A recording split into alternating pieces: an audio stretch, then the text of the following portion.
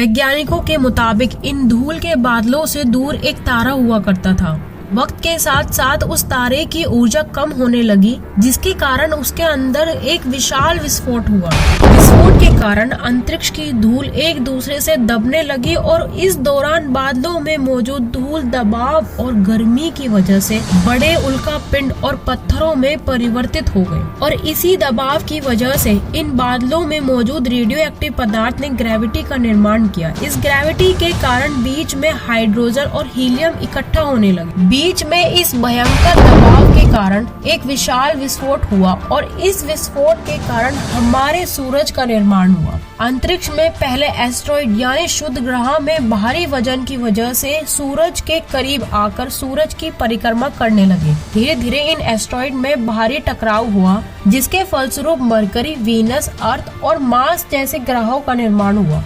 वैज्ञानिकों के मुताबिक उस वक्त अर्थ और मार्स के बीच एक थिया नामक ग्रह हुआ करता था जो सूरज की परिक्रमा भी करता था। पृथ्वी पर ग्रेविटी होने की वजह से सूरज की परिक्रमा करने वाले एस्ट्रॉइड अब पृथ्वी की परिक्रमा करने लगे और धीरे धीरे करोड़ों साल तक ये पृथ्वी पर गिरते रहे। बट क्या गिरते रहे? एस्ट्रॉइड्स। और ऐसी घटना हमारे पड़ोसी ग्रह थिया पर भी हुआ करती थी, जिसके कारण थिया पृथ्वी के और करीब आने लगा और पृथ्वी से टकराया। इस भयंकर टकराव की वजह से पृथ्वी के हिस्से कणों के रूप में फैल गए और एक रिंग की तरह पृथ्वी की परिक्रमा करने लगे। इन परिक्रमा करते हुए कणों में टकराव होने लगा, जिसके कारण हमारे चंदा मामा का निर्माण हुआ, यानी कि चांद का निर्माण हुआ। उस वक्त पृथ्वी पर एक ही समुद्र हुआ करता था और वो भी 1900 डिग्री सेल्सियस के तापमान पर उबलते हुए लावे का। उबल रही थी वो सारी चीजें जिसे आज आप अलग अलग नाम से जानते हैं। वक्त के साथ साथ पृथ्वी धीरे धीरे ठंडी हो रही थी, जिसके कारण पृथ्वी के बाहरी तत्व जैसे धातु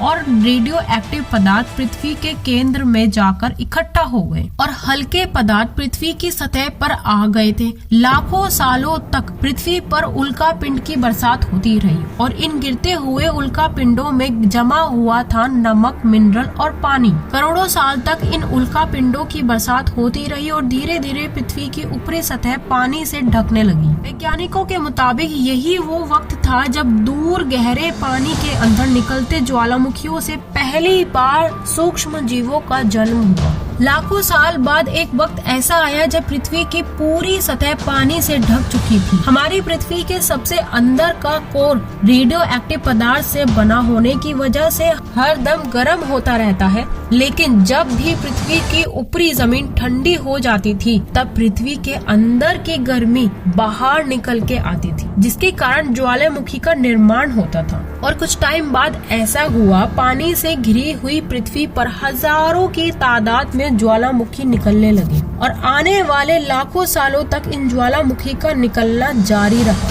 जिससे पानी के ऊपर जमीन का निर्माण हो रहा था। इस वक्त भी पृथ्वी पर वातावरण न होने की वजह से अंतरिक्ष से उल्का पिंडों की बरसात हो रही थी। आज से अराउंड 300 करोड़ साल पहले पृथ्वी पर ऐसा वक्त आया जब पृथ्वी का वातावरण लगभग स्थिर होने लगा। ज्वालामुखी का निकलना कम हो गया और पृथ्वी का एक दिन 12 घंटे का हुआ करता था। साल बीतते गए और धीरे धीरे ये सूक्ष्म जीव विकसित होते गए और ग्रुप में रहने लगे।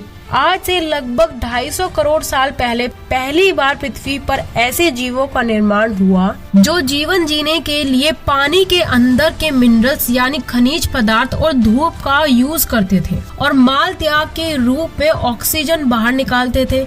इस वक्त तक ज्यादातर ज्वालामुखी निकलने बंद हो चुके थे और इन माइक्रो बैक्टीरिया की वजह से वातावरण में ऑक्सीजन की मात्रा बढ़ रही थी और वातावरण में ऑक्सीजन बढ़ने की वजह से पृथ्वी का वायुमंडल यानी एटमॉस्फेयर बनना शुरू हुआ और आने वाले हजारों सालों तक वातावरण में ऑक्सीजन की मात्रा बढ़ती रही, जिसकी वजह से पृथ्वी के ज्यादातर हिस्सों में ये सूक्ष्म जीव फैल गए। हजारों सालों बाद एक वक्त ऐसा आया जब पृथ्वी में ज्यादा ऑक्सीजन बढ़ने के कारण सूक्ष्म जीव मरना शुरू हो गए। उस वक्त पृथ्वी का वातावरण ठंडा होने के साथ साथ ऑक्सीजन से भर चुका था, जिसके कारण जमीन और वातावरण में मौजूद आयरन और मिनरल पानी में मौजूद ऑक्सीजन से रिएक्ट होने लगे और फिर पृथ्वी की जमीन आज के मार्स के जैसे लाल हो चुकी थी। वक्त बीतने के साथ साथ धरती के टेक्टोनिक प्लेट्स में दरार आने लगी, जिसके कारण पृथ्वी के अंदर का लावा जमीन की तरह कई लाखों साल तक खुला उबलता रहा और वातावरण में CO2 यानी कार्बन डाइऑक्साइड की मात्रा बढ़ने लगी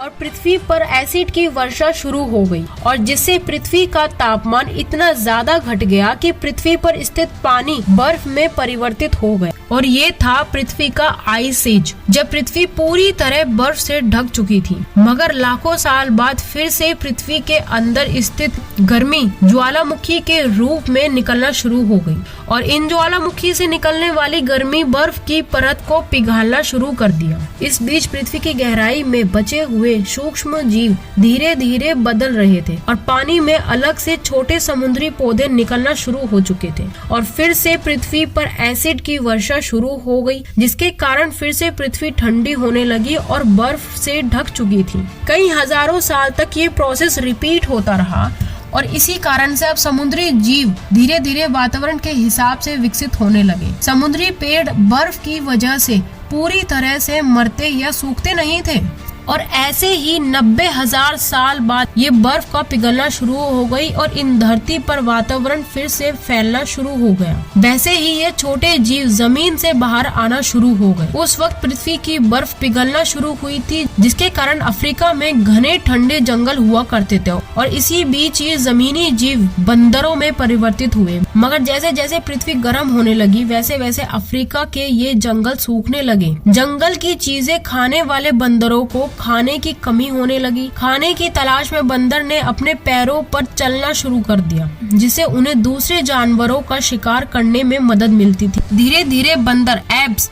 यानी वानर में परिवर्तित हुए। खाने की तलाश में ये एप्स पृथ्वी के दूसरे हिस्सों में फैलने लगे, और धीरे धीरे उनके शरीर का रंग रूप वहाँ के मौसम के हिसाब से बदलता गया। वक्त के साथ साथ हम आदिवासी बने, हमने हथियारों से लेकर आज का आविष्कार किया। हम धीरे धीरे इंसान के रूप में विकसित हुए। हमने धर्म से लेकर परिवार, भाषा और संस्कृति का निर्माण किया, और वक्त के साथ साथ हम विकसित होते चले गए, और आज हम इस पृथ्वी की सबसे विकसित प्रजाति बन चुके हैं। पृथ्वी को आज के जैसे बनने में लगभग 450 करोड़ साल का वक्त लगा, और हमने एक छोटी जमीन में रहने वाले जानवर से इंसान बनने में कई लाखों का समय लिया। मगर हमने इन 100 सालों में जितना पृथ्वी को गंदा और तबाह किया है, उतना आज तक किसी भी प्रजाति ने नहीं किया। फिर से धरती को गर्म कर रहे हैं हम, और कार्बन डाइऑक्साइड की मात्रा बढ़ा रहे हैं। वैज्ञानिकों का मानना है कि पृथ्वी पर फिर से एक विशाल परिवर्तन होने वाला है। भविष्य में पृथ्वी कैसी होगी, कमेंट बॉक्स में अपना ओपिनियन देना ना भूलें, और वीडियो अच्छी लगी है तो please do like, share and subscribe. Thank you. जय श्री राम।